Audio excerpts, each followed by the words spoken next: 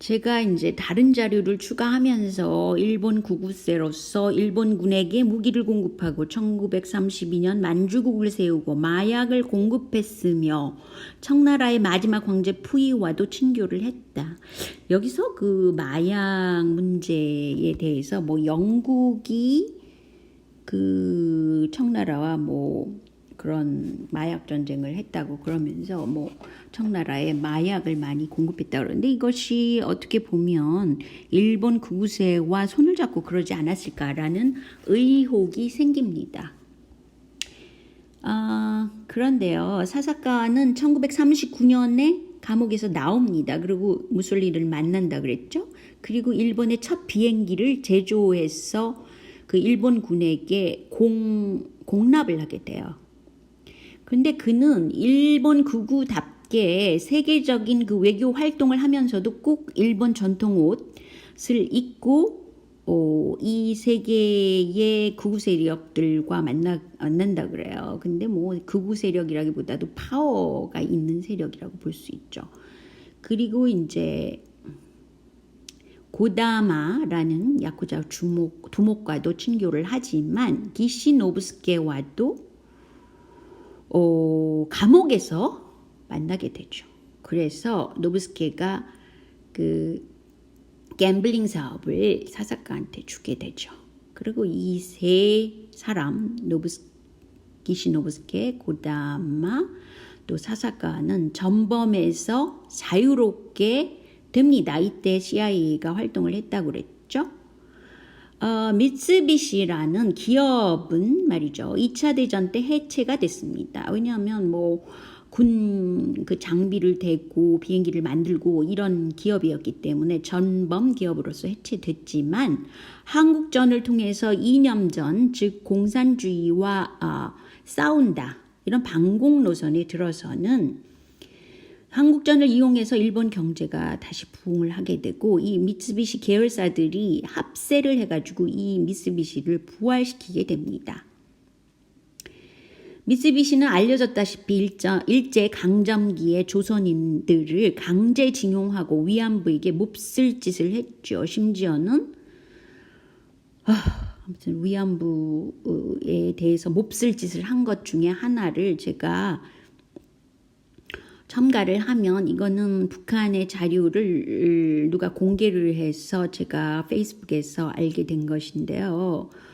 너무너무 배를 굶고 그런 위안부들에게 동료인 그 위안부였던 그 처녀들을 죽여가지고 그 국을 끓여가지고 먹였다는 그런 사건도 있었습니다. 이거는 실명 할머니가 증언한 것이기 때문에 타당성이 있다고 볼 수 있어요. 왜냐하면 당시에 일본군이 한 말이 이거 누구누구의 그런 몸을 살해해가지고 만든 국이야라고 다 먹고 난 다음에 얘기를 했답니다. 얼마나 이 일본 구구, 이 전쟁 세력이 비인간적인지 여기서 알 수 있습니다. 그래서 세상에. 그럼에도 불구하고 이 일제강점기에 위안부에게 보상을 해라라는 일본 법원에 판결이 있었잖아요. 이게 몇 년 전에 있었죠. 그런데 99엔을 보상해라 이런 결정을 했어요. 일본 법원에서는. 당시에 1450원을 위안부 할머니 개인에게 배상하라고 결정한 것입니다.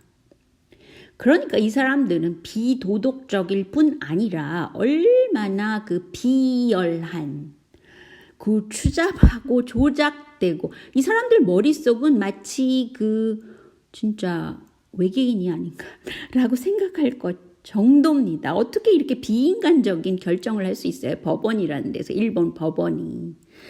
그리고 일본 극우가 전쟁 시대에 한 짓을 보면 뭐 마루타 사건뿐 아니라 진짜 대단하죠. 그리고 그 종교세라는 것도 그 일본 그 멀쩡한 길바닥에다가 독극물을 살포하고 뭐 심지어는 그런 것이 종교세도 있잖아요, 일본에. 그래서 그 사람들을 사형을 집행하고 막 이랬잖아요.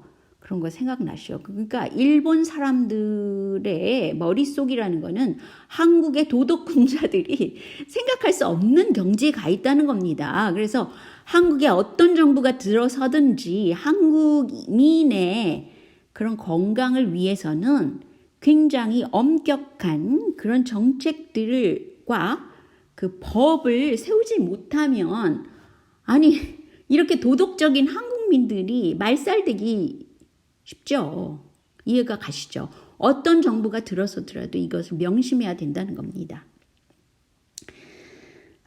그래서 이 미쓰비시가 일본 법원에게 를 통해서 위안부 할머니들에게 배상하라고 결정한 것이 99엔 보상 사건입니다. 이때에 뭐 불매운동이 한국에서도 일어났죠. 그렇지만 굉장히 미흡했다는 거죠.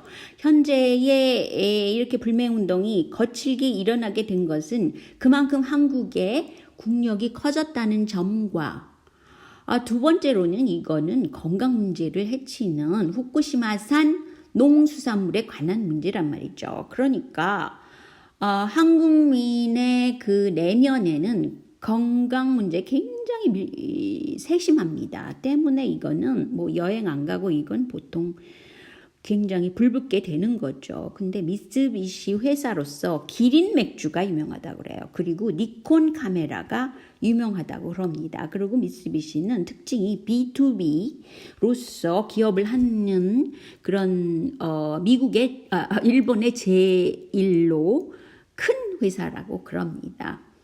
그 말은 뭐냐면 B2B라는 것은요. 그 보통 사람들이 기업 그러면 개인들에게 뭘 팔아서 돈을 번다라는 생각을 하는데 B2B라는 거는 기업 대 기업입니다. 그래서 미쓰비시가 삼성한테 부품을 댄다든지 뭐 이런 관계로서 돈을 많이 번 거죠. 그러니까 로비가 엄청나게 들어갔다는 겁니다. 여기서 제가 그 결론까지 이르면서 제가 갖고 있는 의문점들이 나타나게 됩니다. 즉 반공주의라는 이념으로 있던 그 미국의 공화당, 특히 록펠러, 이 사람은 CIA와도 연관돼 있고 뭐 이 재단은 그렇다고 그러잖아요. 근데 결국은 중국을 개방시키게 되죠. 이 록펠러 재단에서 배후 세력이 록펠러 재단이라고 볼 수 있어요. 당시 상황을 보면 어쨌든 이제 중국을 개방시키고 합니다. 그렇지만 어떻게 미쓰비시와 아직도 관련성이 있을까? 이런 점에서 굉장히 그 의문을 갖게 되고요. 미국에는 여러 가지 그 비밀 단체가 딥스테이트로 존재하잖아요. 근데 CIA를 이렇게 키워줬다는 것, 그게 굉장히 의문점이고요. 아랍 국가를 굉장히 중동을 지원한 정책이 오바마 외교 정책인데 트럼프와 이는 반대되는 정책이라는 거.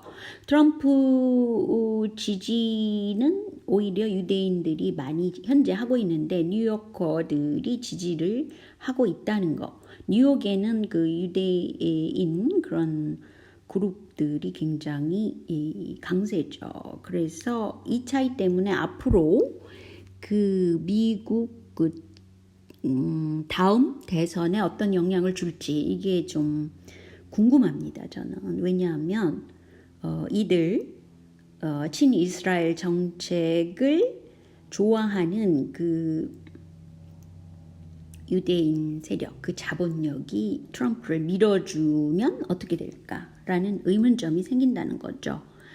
그리고 제가 말씀드렸듯이 IT 기업들은 대체로 미국 민주당을 밀어주고 막강한 자본력을 가진 뭐 아마존 잘 아시잖아요.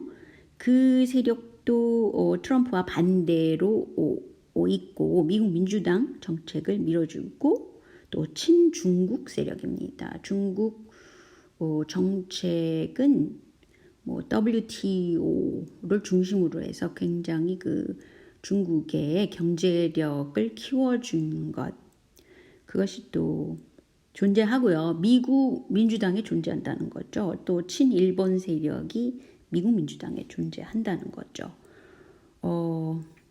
그런 역사가 있다는 거. 그래서 아베가 호르무즈 안 가 이렇게 말을 한 것, 그것에는 이런 미국 민주당을 밀어주는 그런 아베였기 때문에, 아베는 힐러리를 지난 대선에서도 힐러리를 지지했던 사람입니다. 때문에 이것은 호르무즈의 앙가라는 행보를 하게 된 것이 이해가 가는 거죠. 그리고 나치즘이라는 거는 그것이 무너져서 뭐 세계 각지로 흩어졌다 그러지만 남미로 간 나치 세력도 있고요. 북아프리카에서 특히 이슬람세들이 나치를 지지하던 세력이 있었습니다. 이거 굉장히 흥미로운 역사인데요. 많은 분들이 모르고 있어요. 뭐냐면 이슬람은 전투적인 그런 내용을 경전에 담고 있다고 그러죠. 그 때문에 나치즘과 굉장히 연결이 쉽다고 그럽니다. 가톨릭도 그 시오니스트적인 가톨릭, 그러니까 글쎄요, 왜 그런지는 저도 모르죠. 이거 의혹을 갖고 있습니다. 왜 나치즘과 합세를 당시에 했었을까? 그래서 나치들이 그 로마 교황청을 폭발하지 않았습니다. 그걸 위해서 그랬나요? 그건 잘 모르겠어요. 그런데 분명한 것은 가톨릭이 그 유럽에 번성하였고 그 당시에 예수를 죽였다는 그 유대인들을 굉장히 거의 그 인간 취급을 안 하는 그런 핍박을 주는 그런 구도를 했기 때문에 그 유대인들이 이 일반 상업 세력으로서 성장하지 못했습니다. 때문에 그 네덜란드, 현재 네덜란드 쪽으로 가서, 네덜란드에는 유대인 세력이 꽤 많이 있죠. 그리고 이들 세력은 얼른 짐을 싸서 옮기는 디아스포라라고 그러죠. 그런 거를 세력으로 있었기 때문에 금, 또 작물, 그를 이용한 그런 고리대금까지 하게 된 것이라고 볼 수 있고, 이 자본력이 커져서 은행이 된 것이라고 볼 수 있습니다. 그런데 원래는 그 스페인에서 쫓겨나서 네덜란드로 갔다 그랬는데, 스페인이라는 곳은 굉장히 가톨릭세가 강한 그런 곳이잖아요. 근데 여기서 뭐 종교적인 얘기를 잠깐 할 시간이 별로 없네요.